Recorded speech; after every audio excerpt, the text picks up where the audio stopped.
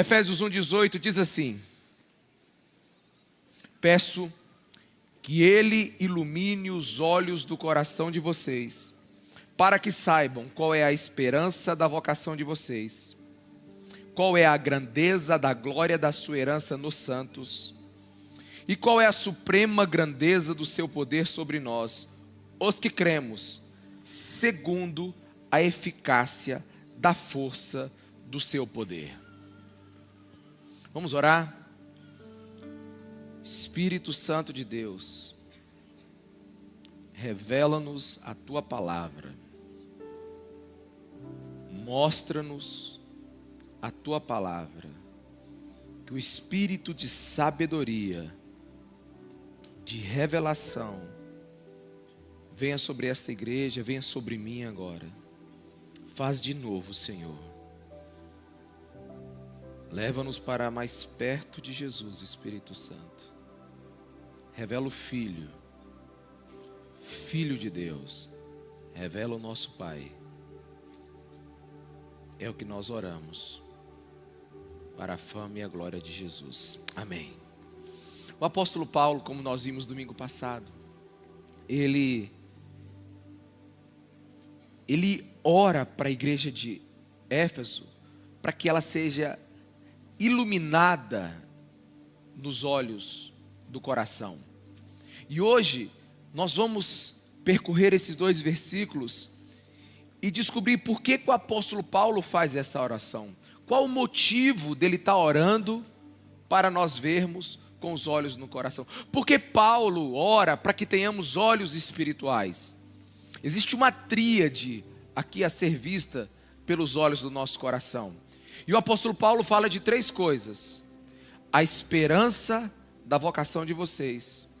Irmãos, eu quero parar aqui um pouquinho. Eu recebi a notícia agora que meu coração ficou muito apertado e eu não vou conseguir pregar sem falar. O apóstolo Rina acabou de morrer. Ele foi o pastor da Bola de Neve. Foi ele que abriu a Bola de Neve. E a gente sabe que foi um ano muito difícil para a Bola de Neve. Ele teve um acidente agora e acabou de morrer. E é muito ruim quando você sabe que um homem de Deus que entregou sua vida e que marcou a nossa nação morre tão prematuramente. E é escandaloso o que está acontecendo na internet agora. É escandaloso a forma como as pessoas estão tratando isso. E eu queria que você ficasse de pé, que a gente fosse orar agora pela família e pelas centenas de igrejas que existem da Bola de Neve.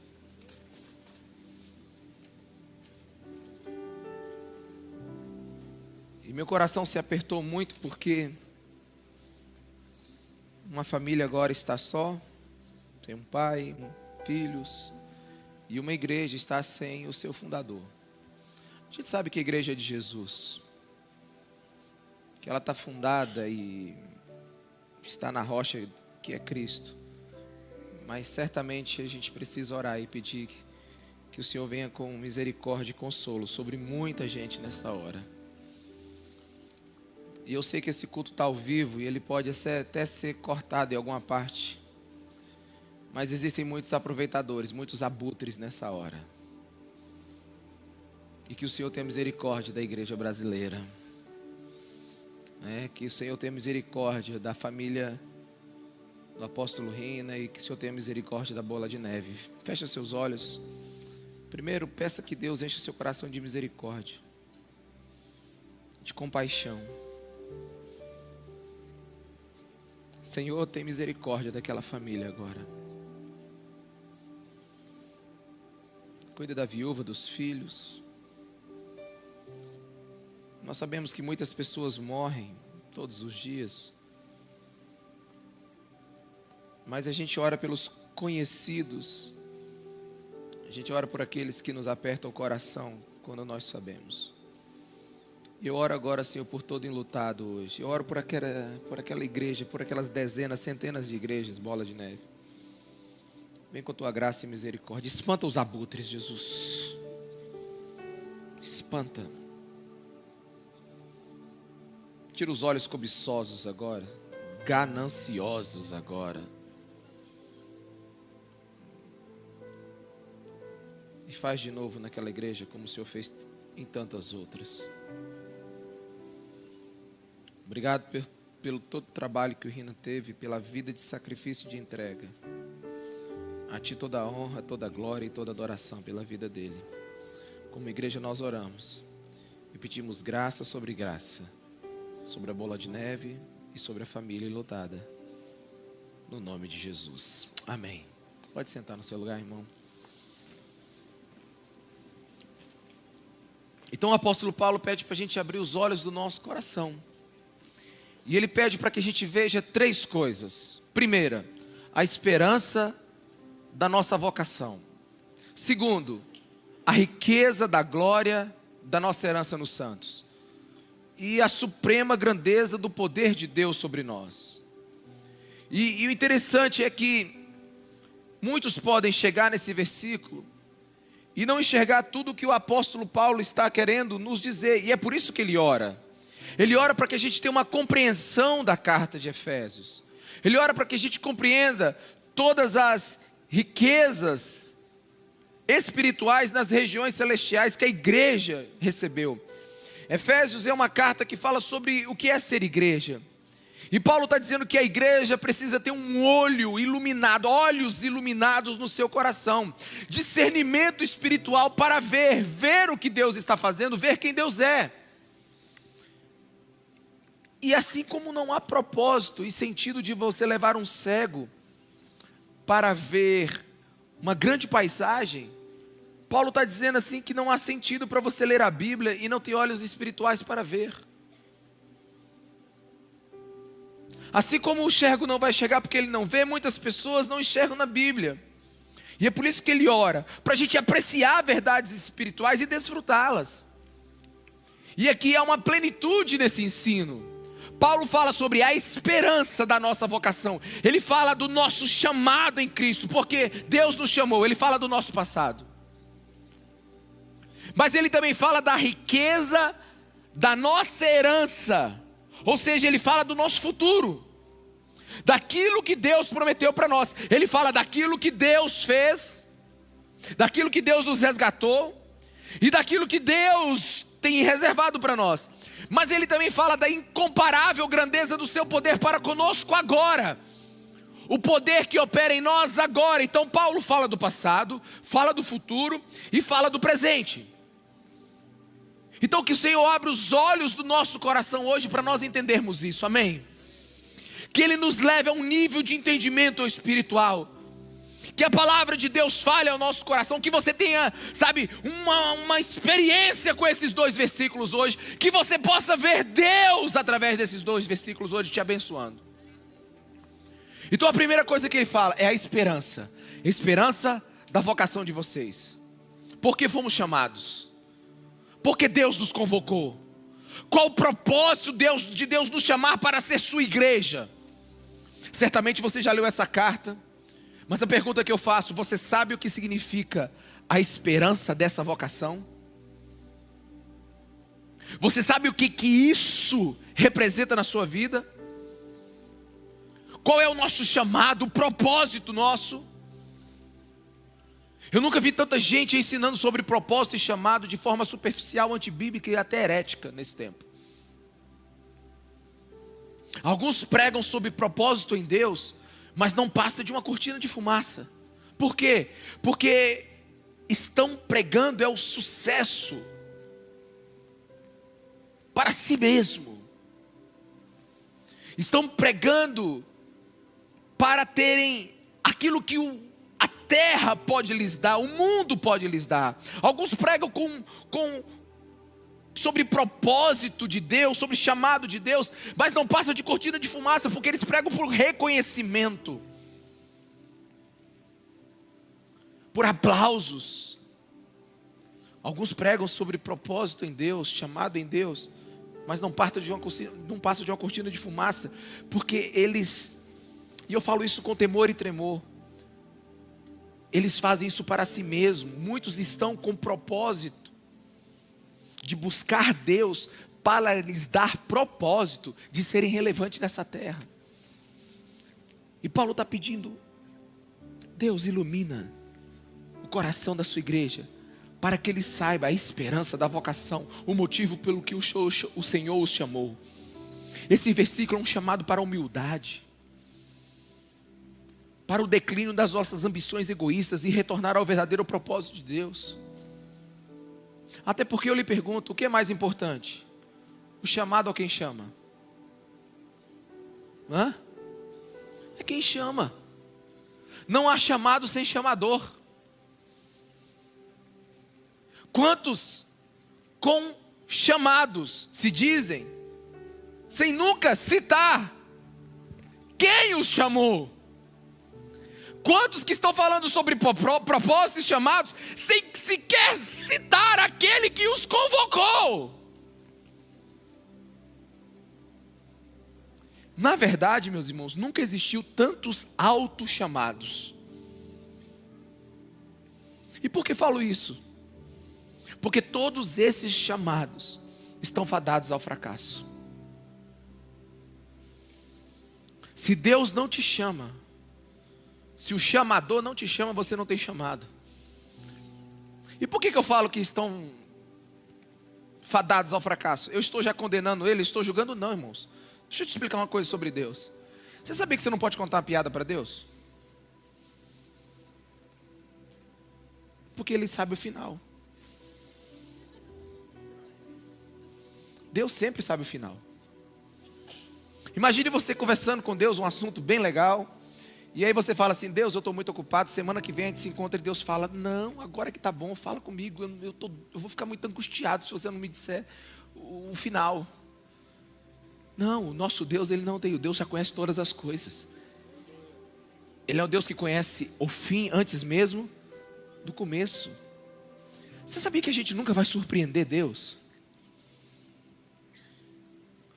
Ele nunca vai ser pego de surpresa.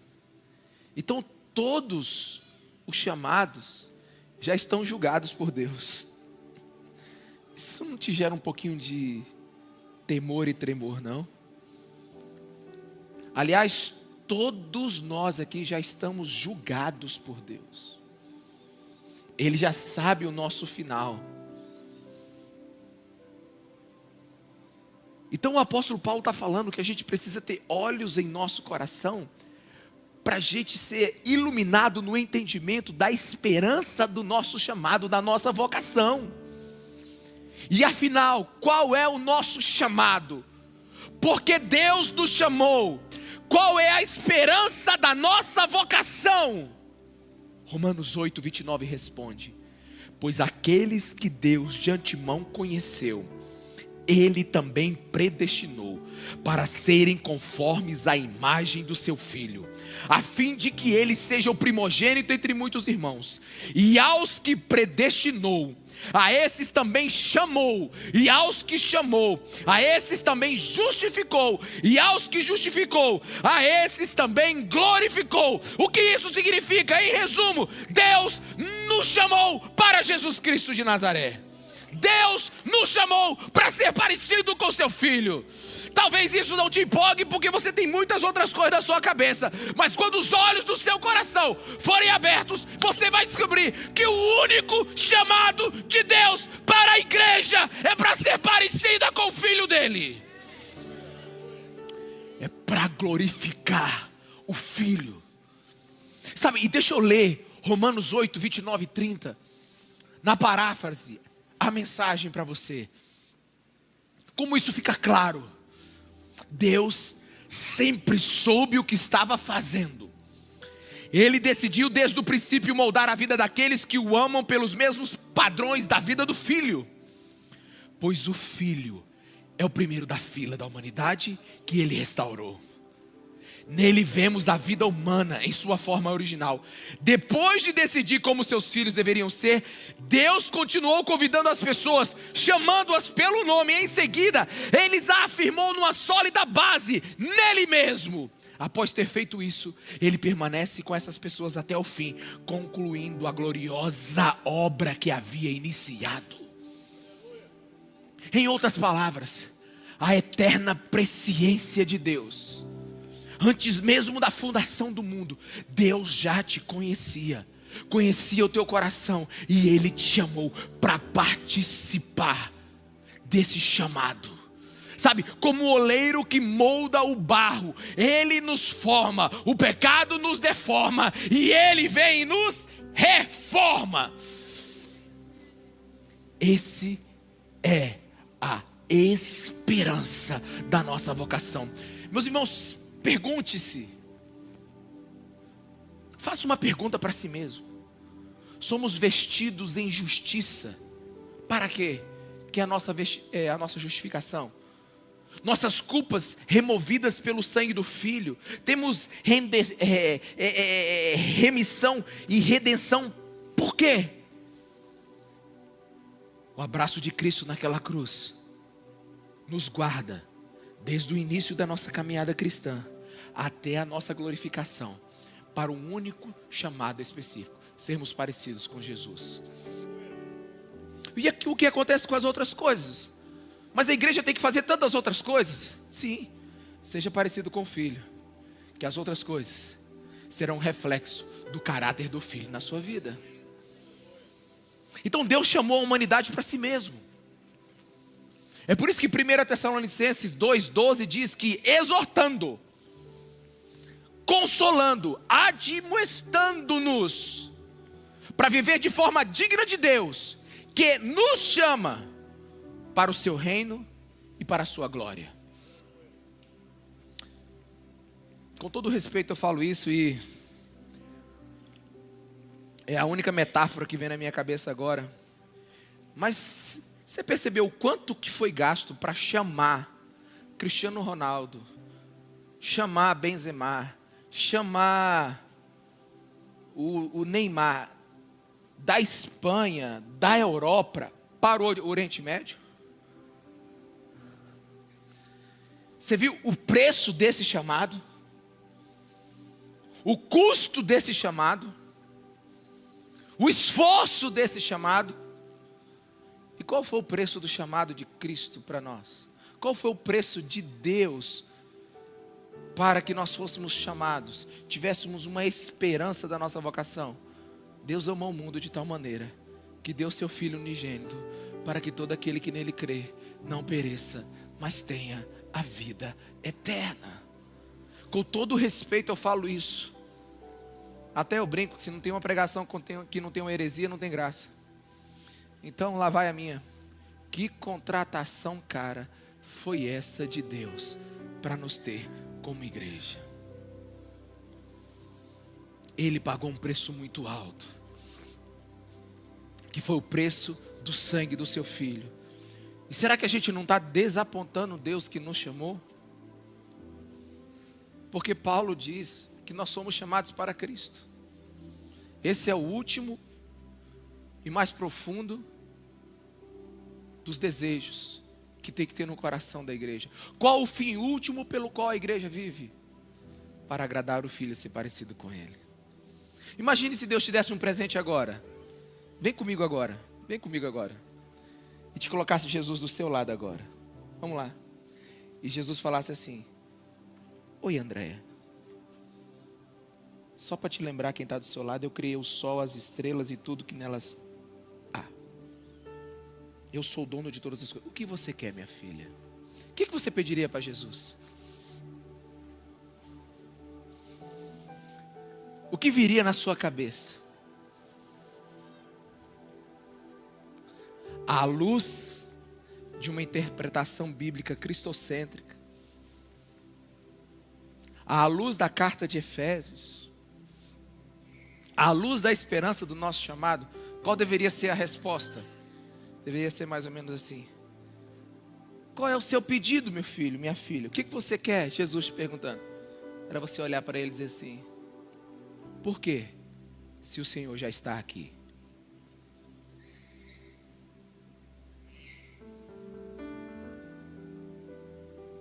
Eu não tenho mais nada para pedir. Porque a esperança do meu chamado acabou de chegar e está do meu lado.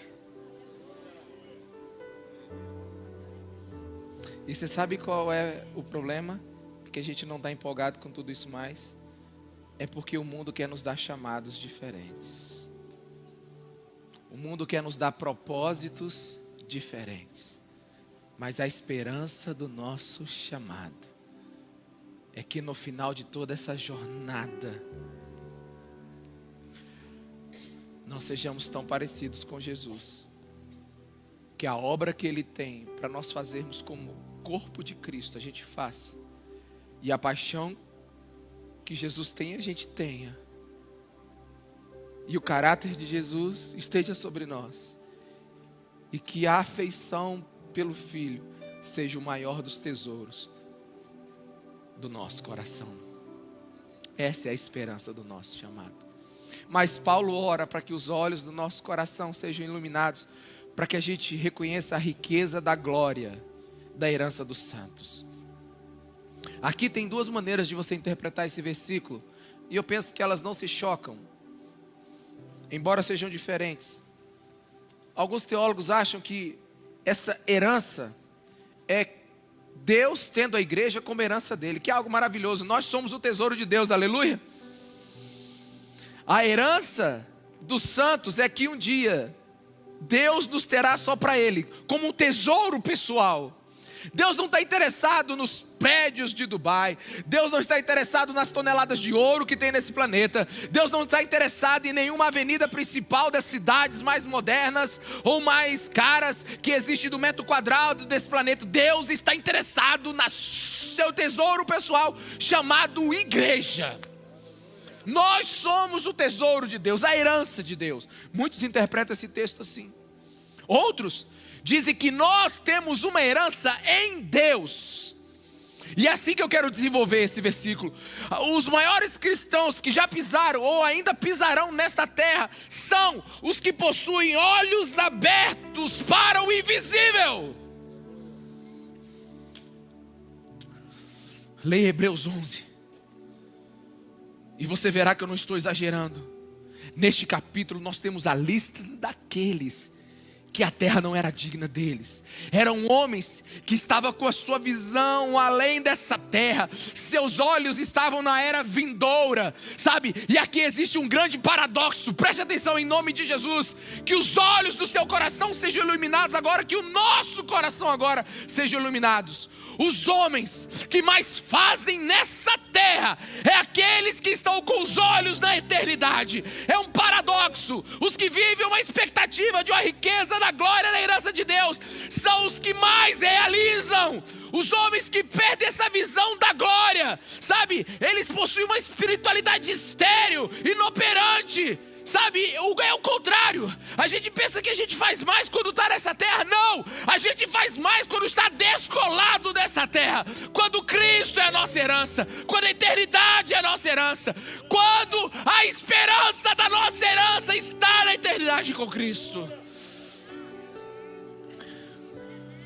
Basta uma olhada rápida nas pessoas que vivem com os olhos fixos nessa terra, que nós veremos quanto mais elas olham para baixo, mais elas vivem de forma egoísta, mais vivem para si mesmo, menos amam ao próximo, menos amam a Deus.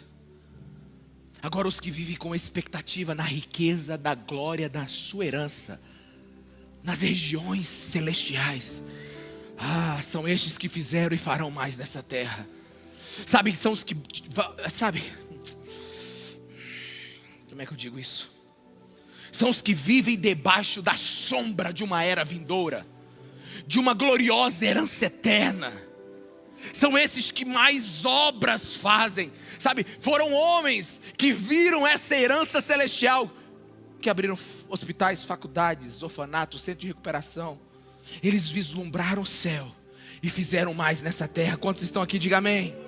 Sob a luz do invisível é que o reino de Deus se expande nessa terra. Quanto mais da sua herança espiritual você souber, menos dessa terra você precisará. Agora basta homens esquecerem da gloriosa herança que eles têm em Cristo. Sabe o que eles viram?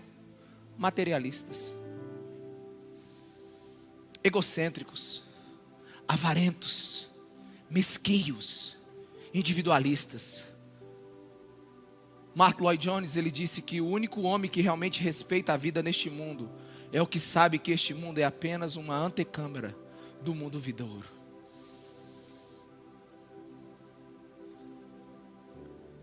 Aqui é uma pré-vida da verdadeira vida que a gente vai ter, aleluia. Aqui é uma estreia do verdadeiro filme eterno da nossa vida. Aqui é uma sinopse da verdadeira vida que o Evangelho tem para nós. Aqui é só um gostinho da eternidade que Deus tem reservado como herança para nós. Agora vamos fazer uma pergunta verdadeira para nós, e real, e que afeta agora você e eu, onde nós estivermos. Como parar de desejar uma vida que a gente construiu aqui na terra? Quantos aqui foram salvos depois dos 20, 30 anos aqui? Levanta sua mão. Pois é, você passou 30 anos construindo aqui nessa terra. Você passou 40 anos construindo aqui nessa terra. Como é que você vai... Como desejar algo mais do que isso? Só tem um jeito. Que os olhos do seu coração sejam abertos, iluminados, e você enxergue além-mar. Você enxergue o invisível. Porque alguns homens, mesmo, algumas mulheres mesmo, depois de salvos, ainda falam do seu passado com extremo prazer. Você já viu aquela pessoa que conta assim: olha, antes de Jesus me encontrar, eu era assim. E ele conta quase que sorrindo. Não, ele conta quase com saudade. Alguém está me entendendo aqui, irmão? Ele conta quase dizendo assim: é tempo bom.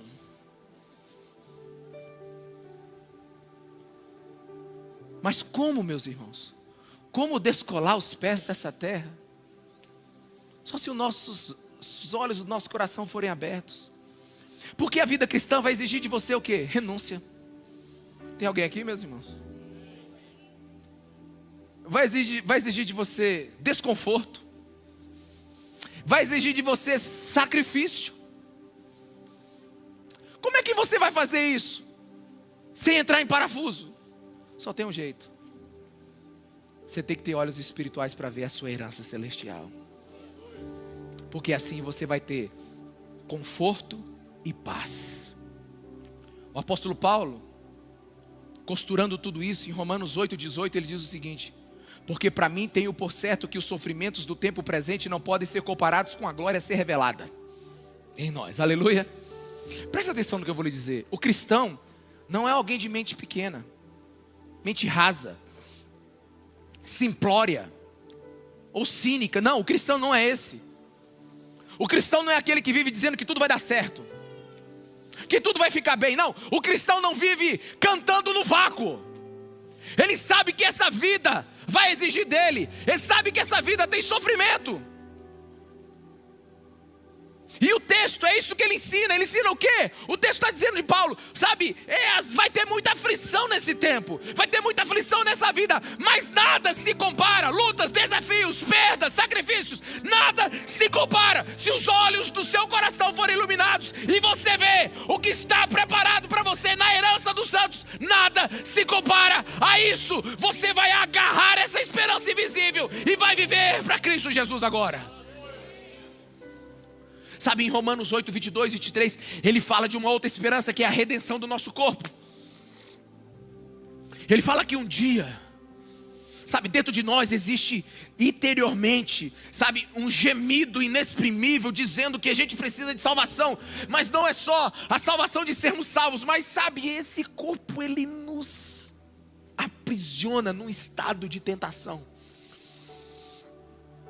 E Paulo diz que um dia nós teremos uma herança. Qual é? Um corpo glorificado, aleluia. A redenção do nosso corpo. E nós viveremos a totalidade da palavra santo. nunca mais você vai sofrer uma tentação, nunca mais você vai pecar, sabe, é como se a criação tivesse grávida esperando que isso acontecesse, sabe, eu não sei você, mas eu sonho por esse dia, onde eu não vou ter que acordar com todos os meus soldados, sabe, olhando para as minhas fraquezas. Eu sonho para que nesse dia onde eu não vou mais desagradar Jesus com os meus pensamentos, eu sonho nesse dia onde eu não vou ter nem tentação, que eu vou viver só para Ele, de uma forma plena, completa, do jeito que Ele é digno. Até lá é luta. Até lá a gente precisa aprender a viver para a glória dele, apesar de estar nessa carne. Os puritanos já ensinaram com clareza. Eles ensinaram o seguinte: que a vida aqui é peregrinação. Olhos fixos na celeste beleza, vivemos por fé, não por visão. Ergue-te, pois, ó alma cansada, pois teu destino é glória eternal. Suporta a graça, a cruz pesada, seguindo Cristo, Rei Celestial. Aleluia. Em Cristo está a nossa esperança e guia. Nele as promessas encontram o seu sim. A glória vindoura é a melodia que nos conduz da noite a um dia sem fim. Ou como tem aqui alguns como eu, que já estão na igreja há dezenas de anos, que conhecem aquela velha canção da alma cansada. Ó alma cansada, espera em Deus e no seu amor. Vem, alma cansada, espera em Deus, confia somente no seu amor. Aleluia. Oh, irmãos, deixa eu te falar uma coisa. Não há igreja alegre se ela não tiver olhos iluminados para ver a herança que nos é proposta. A gente sempre vai ser uma igreja que Deus está devendo algo para ela. A gente sempre vai ser uma igreja que está vindo para receber o que Deus não quer dar. Sabe, e a gente está sendo iludido por outras mensagens, deixando que promessas terrenas roubem a alegria do nosso coração, que jamais poderão ser substituídas à altura desse versículo: a riqueza da glória da sua herança nos santos.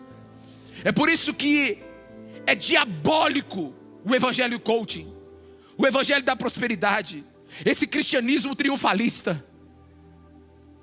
O que Deus quer nos mostrar é que enquanto nós estivermos nessa terra, nós precisamos viver para a glória dele, mas um dia ter um descanso eterno dos santos, como escreveu Richard Baxter.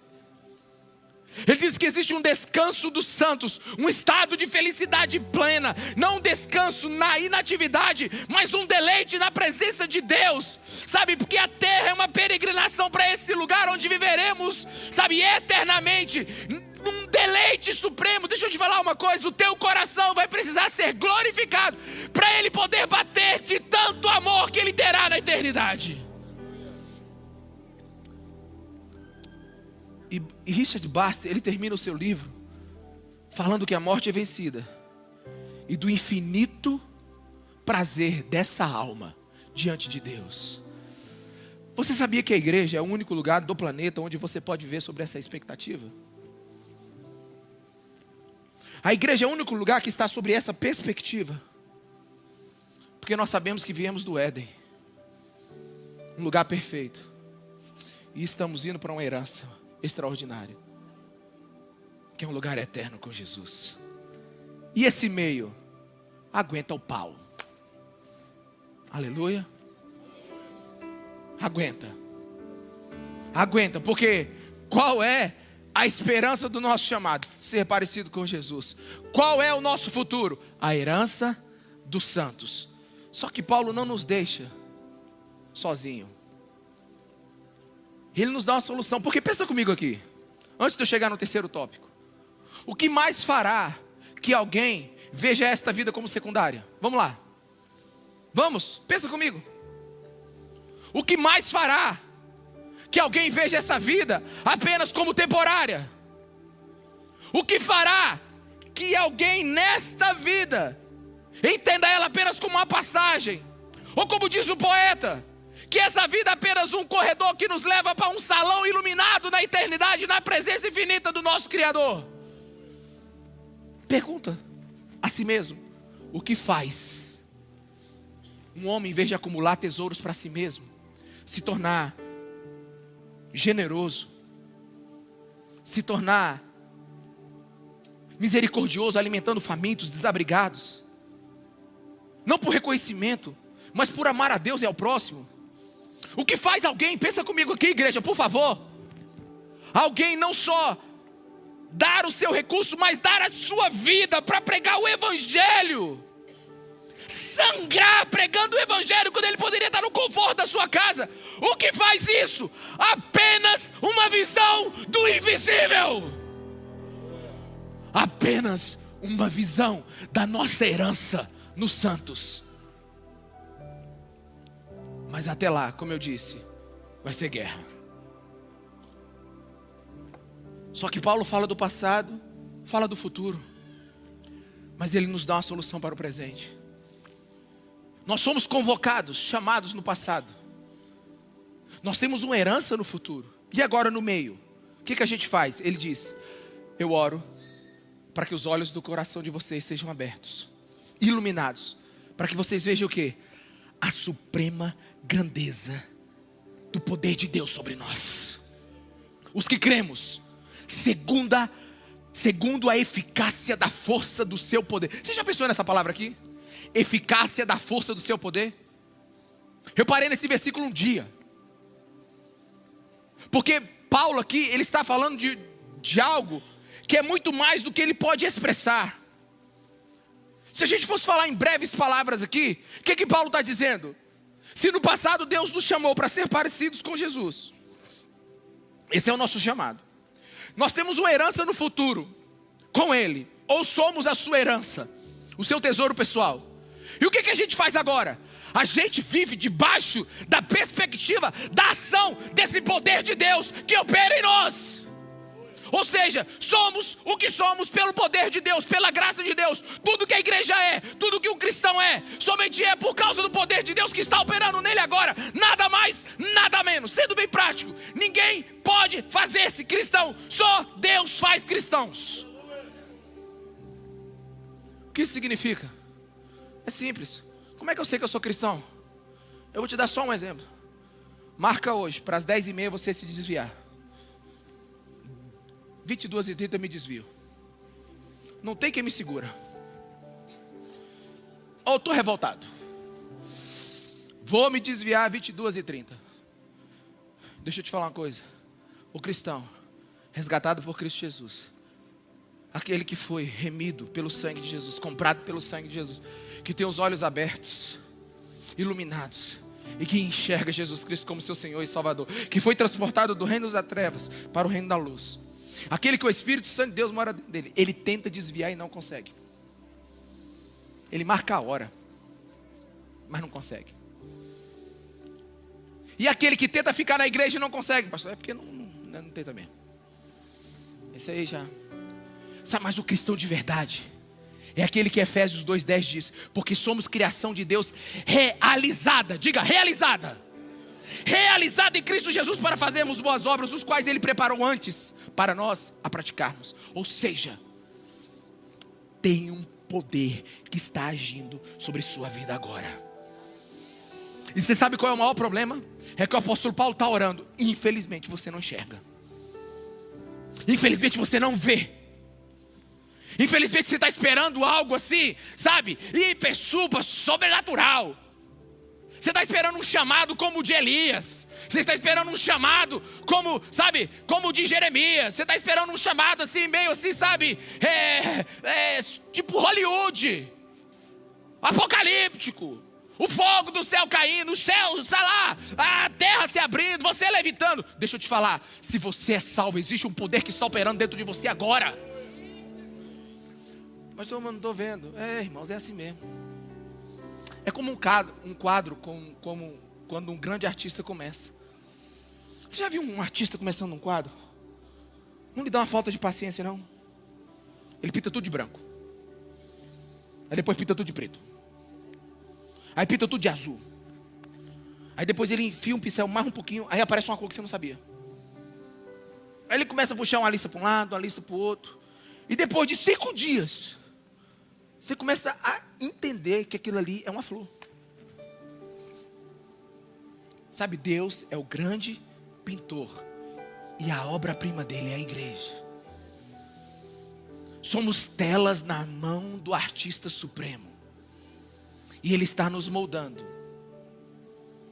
Sabe, a gente não é formado para a ociosidade ou a vaidade, mas para refletir Cristo. Mas às vezes a gente não percebe. Deus é o grande tecelão. Você já viu como é que um tapete é feito? Imagine Jó. Vamos pegar só Jó aqui para a gente não complicar muito a vida. Vamos pegar só a vida de Jó. Que ele já morreu. A gente sabe o que aconteceu, está na Bíblia, né? Começou bem, desmoronou tudo, terminou melhor. Mas explica para Jó, não dá. Mas imagina Jó. Mas vamos olhar o tapete agora ao contrário. Não de frente, atrás. Você vai ver um monte de fio trançado, umas pontas sobrando. É um azul misturado com preto que puxa para a esquerda, para a direita, que amarra, dá um nó. E você fala assim, mas... Sabe como o bom maranhense, cheio do Espírito Santo, que diabo é isso? O que Deus está fazendo? Não estou entendendo. Depois que eu fiquei crente, aí a coisa piorou. Aí vai, perde filho, perde tudo, vai. E a mulher manda ele largar Deus, mas ele não larga a mulher. Vai. Aí Satanás vai para cima dele com tudo, perde tudo, fica doente, coça os seus machucados com tijolo, com um pedaço de telha. Aí os amigos de Jó vão para lá, em vez de ajudar, piora. Conta logo o teu pecado, Jó. Tu só está piorando a situação. E eu tenho enlinhado na vida de Jó, terrível. Aí Deus termina. Aí Deus faz assim, ó. Aí mostra a frente do tapete. Aí você diz, uau. Antes eu só te conhecia de ouvir falar, mas agora os meus olhos te veem. Ninguém entende às vezes antes de terminar, irmãos. Mas existe um poder de Deus que está operando na sua vida agora.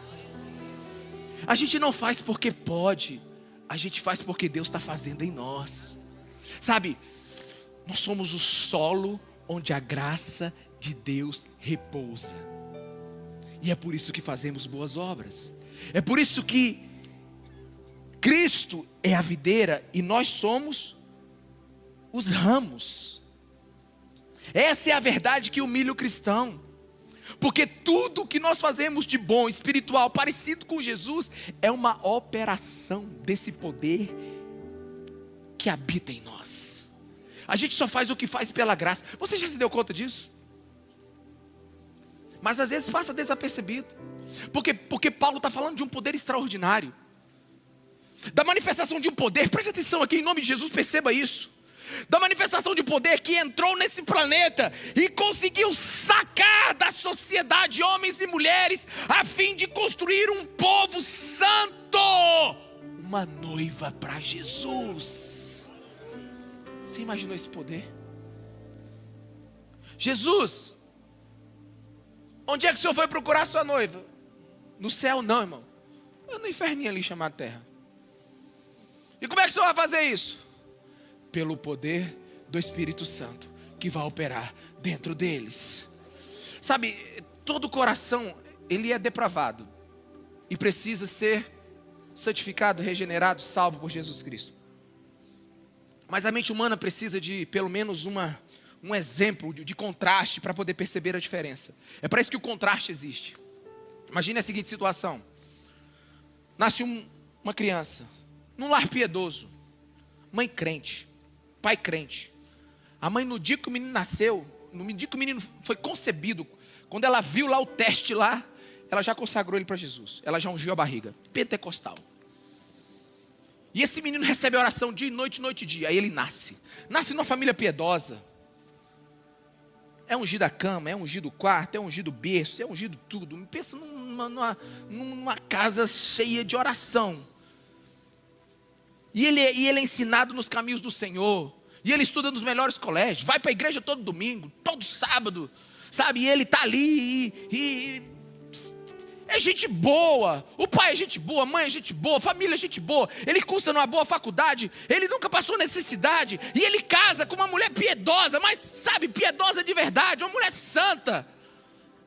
Só errou porque casou com um cara que não tinha aceitado Jesus. Só era um religioso. Mas aí a criatura vai. E ele um dia encontra Jesus em um dos cultos que ele frequenta. Aí você fala assim, mas é lógico, o menino já era bom, pai bom, mãe boa. Isso era quase crente, nem ele sabia. Não precisou de quase nada para ser salvo. Não tem aquela história? É gente boa, não, só falta ser crente. Era esse menino. Agora pega outro. Nasce numa família completamente destruída, disfuncional, ausência de pai, de mãe, e se tem pai, se tem mãe é uma desgraça. Ele passa pelas piores condições sócios, psicoeconômicas que você imaginar. Vive na rua, passa necessidade, rouba, fuma, experimentou todo tipo de droga, quase matou e quase foi morto. Então um dia ele decide, vou na igreja, mas para roubar o carro. Estacionamento muito grande, o sentinela só fica conversando na frente da igreja. Fica a dica. Aí ele vai. Mas antes de roubar, alguma coisa inquieta a alma dele. E ele então aparece no culto. Entra pela porta, ele tem uma arma no bolso. E aí, em menos de 5 minutos, sentado no último banco, o Espírito Santo, como um sniper,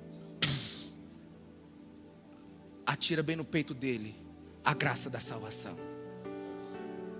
E essa história é verdadeira. Aconteceu com o pastor Hernando Dias Lopes. Aí no outro dia o cara procura o pastor. Chega lá, reverendo Dia Nobre disse que nem tinha costume de ir nesse dia. Chegou lá, o cara perguntou, queria falar com o pastor está aqui, não tem compromisso. Ele entrou, ele disse, meu filho, o que você precisa? Pastor, é que eu vim ontem roubar a igreja, um carro. Aí ele disse, você está aqui, né? No meu gabinete, eu estou sozinho.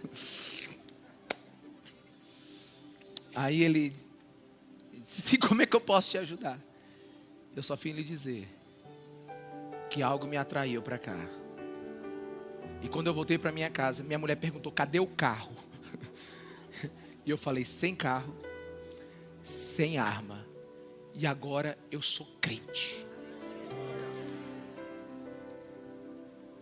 Como é que você me explica que aquele homem que cresceu num lar tão lindo, maravilhoso, ouvindo o evangelho todos os dias foi salvo, e esse que não tem a menor condição de um dia ser salvo? Não, o coração dele é obstinado, ele é revoltado com a vida, com ele mesmo, e os dois agora são iguais diante de Cristo Jesus. Oh, irmão, existe um poder que opera na vida da igreja.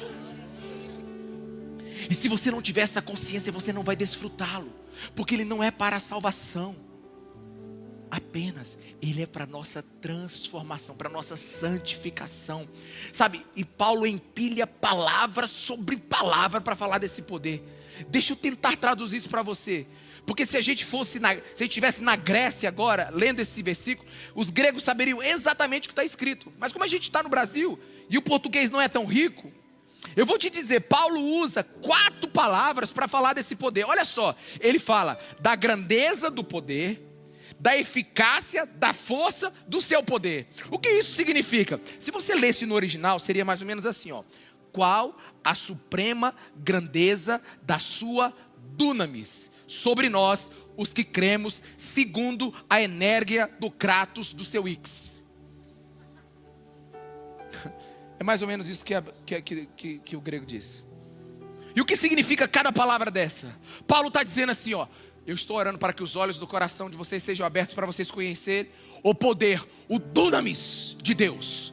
O que é o dunamis? É a capacidade de trazer à tona algo que não tinha acontecido, é fazer algo que ainda não foi feito. É o poder de Deus, da sua potência. É mais ou menos assim, é uma Ferrari ligada sem ligar a primeira marcha. Quantos estão me entendendo? Diga amém. É o que Jesus fez quando ele estava lá no deserto e ele foi tentado por Satanás. Transforma essas pedras em pão. Jesus poderia ter transformado as pedras em pão? Sim ou não? Mas ele não fez. Ele reteu o seu poder. Sabe, Paulo chama isso de dunamis ou dínamos.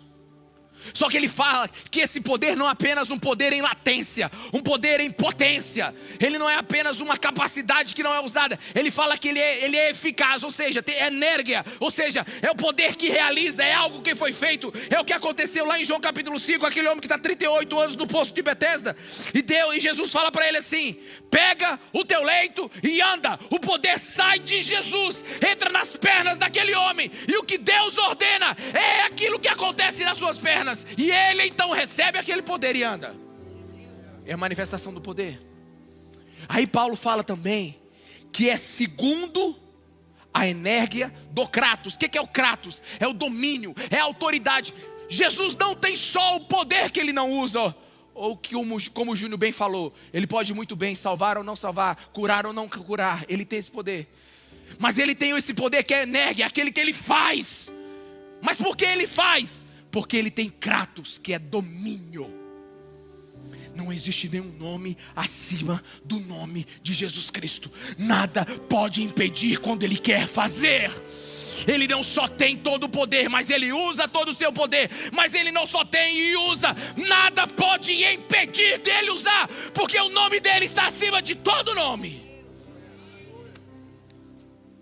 Cremos segundo a energia do Kratos do seu X. O que é isso? Esse X é o poder que você sabe que Deus agiu em você. É mais ou menos quando você dá chocolate para o teu filho pequeno 11 horas da noite. A irmã entendeu. Você dá aquele lapa de chocolate para ele. Isso. E ao menino 11 horas, aquele açúcar entra no sangue dele. E o sangue começa a quebrar aquelas moléculas de açúcar e transformar aquilo em energia. Aí o teu menino está 11 horas, mãe, pai, cadê você? O que a gente vai fazer? O que a gente vai fazer? É mais ou menos o que Deus está falando. É o poder que você sabe que chegou na sua vida. Então Paulo é superlativo quando ele fala isso aqui. Mas o que ele quer dizer? Ele quer dizer que os olhos do nosso coração precisam estar abertos para quê? Para a gente usufruir desse poder, meus irmãos. Porque se você não tem os olhos iluminados, é a mesma coisa de entregar uma bomba atômica para uma criança de 2 anos. Alguém aqui? É por isso que muita gente está reclamando da vida cristã. É difícil, sabe por quê?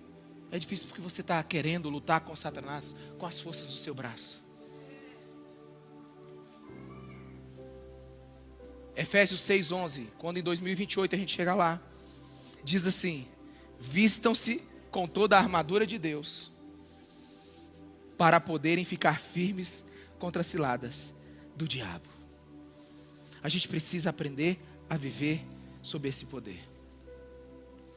E aqui eu quero falar, você que está me ouvindo pela internet, bom dia, boa tarde, boa noite, boa madrugada. Você que está me ouvindo aqui agora, preste atenção no que eu quero lhe dizer.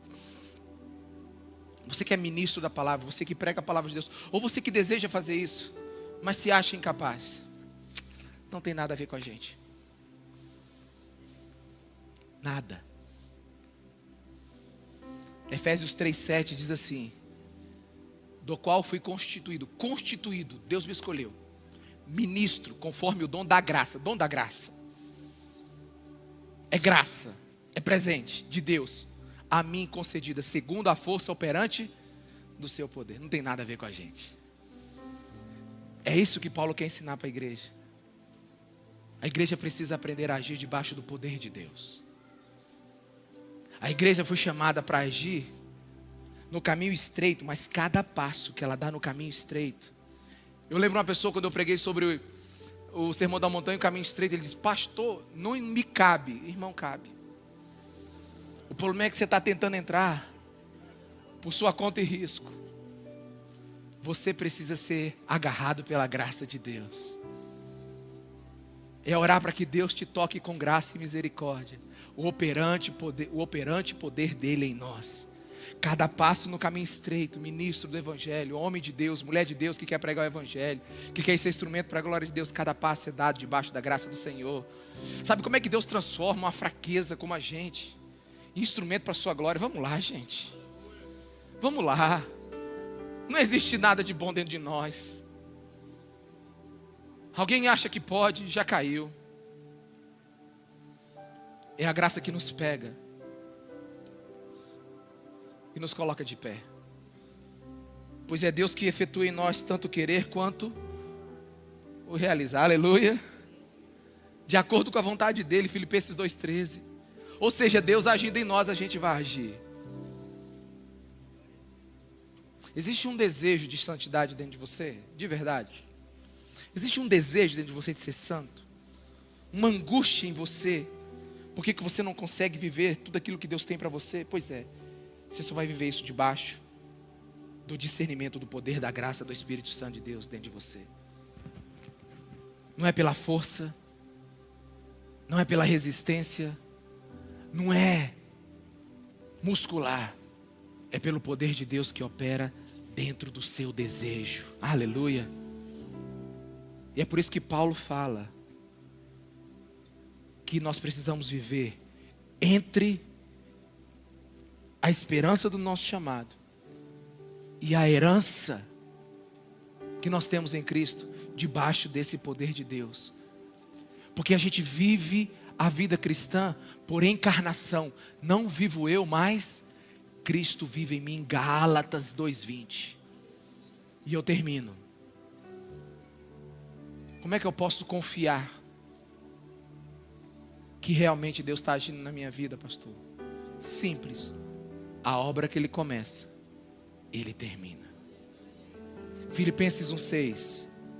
Estou convencido de que Ele que começou a boa obra em vocês. Estou convencido de que aquele que começou a boa obra em vocês, em nós, vai completá-la até o dia de Cristo Jesus.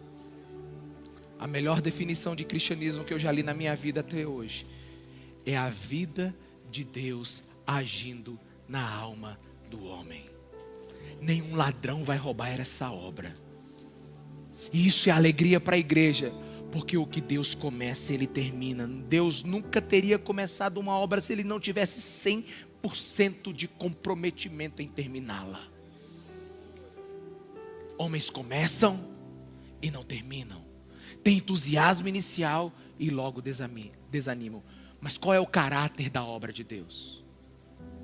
É o próprio caráter de Deus. O que Ele diz, assim é. Que os olhos do nosso coração sejam abertos, para que a gente conheça a esperança, a herança e o poder de Deus para nós. Pastor, mas minha vida está muito complicada. Sim, eu sei. Quem não está? E como é que eu sei que Deus trabalha ainda sem me explicar todas as coisas? Irmão, deixa eu te explicar uma coisa sobre Deus. Ninguém entende Deus. Se Deus fosse tão pequeno para ser entendido, Ele não seria grande o suficiente para ser adorado. E como diz William Cooper, não julgue o Senhor com débil entendimento, mas confie nele para o seu bem. Por trás de uma providência carrancuda, Ele oculta uma face sorridente. O que é isso? Não importa o que está acontecendo com você agora, igreja do Senhor. No dia que os olhos do seu coração forem iluminados para determinadas áreas da sua vida, deixa eu te dizer algo, e eu espero que não te fira, mas te dê fé. Aquele pior evento da sua vida, o que gerou mais desespero na sua vida, você vai olhar para ele e vai dizer assim, com os olhos do coração, com discernimento espiritual: se não fosse aquilo, Deus, eu jamais me tornaria isso. Bendito seja o nome do Senhor. Nu eu vim, nu eu voltarei. A ti toda a honra, toda a glória e toda a adoração. Porque santos não são produzidos em esteiras de fábricas, mas num processo lento, onde o tecelão molda o seu tapete. Porque a paz bíblica não é a expulsão de todos os problemas, mas é a entrada de Jesus em todas as áreas da nossa vida. Aquele que começou vai terminar. A nossa bendita esperança é a ação de Deus sobre nós. E termino citando o poeta que cantou isso há muito tempo atrás. Uma parte água e uma parte pó.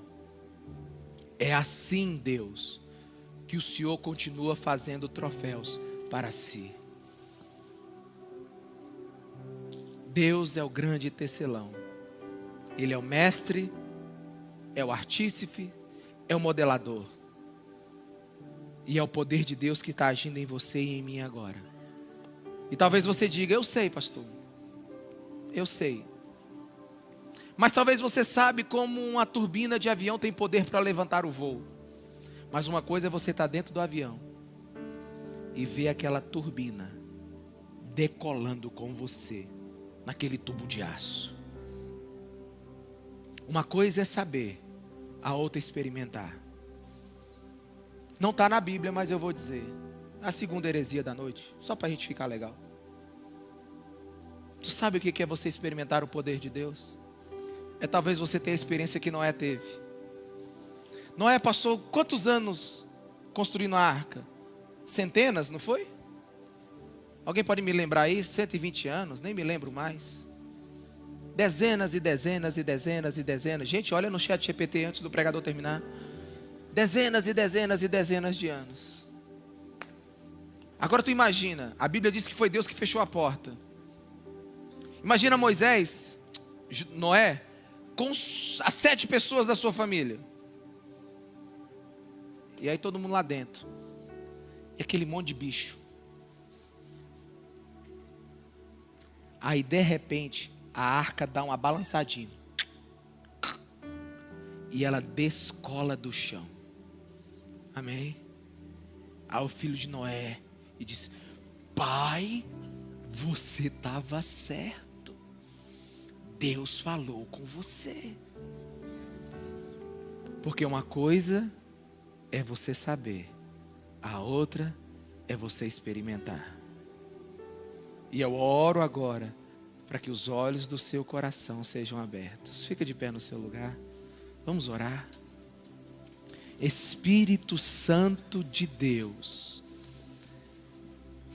eu quero te pedir agora, nesse lugar, vem com a tua presença reveladora de quem tu és. Ilumina os olhos do nosso coração, para que a gente veja a esperança, a herança e o poder que o Senhor tem reservado para nós. Eu te peço agora que o Senhor nos mostre, pelo teu Espírito, desce nesse lugar com graça, Espírito Santo de Deus, e fala ao coração dos meus irmãos aqui. Eu te peço agora, fecha teus olhos, dá espaço para Deus agora. Você pode ter um dia de cristão, ou 50 anos que você vem à igreja, mas peça para Deus agora te dar um novo deslumbre dele, para que ele ilumine o seu coração um pouco mais agora, para que você experimente agora um pouco mais das realidades espirituais, das regiões celestiais, para que Deus te descole um pouco do chão agora, para que o Filho revele o Pai, para que o Espírito revele o Filho, para que do tanto que você ouviu algo seja mais do que coerente na sua cabeça, mas seja verdadeiro por uma experiência sobrenatural agora.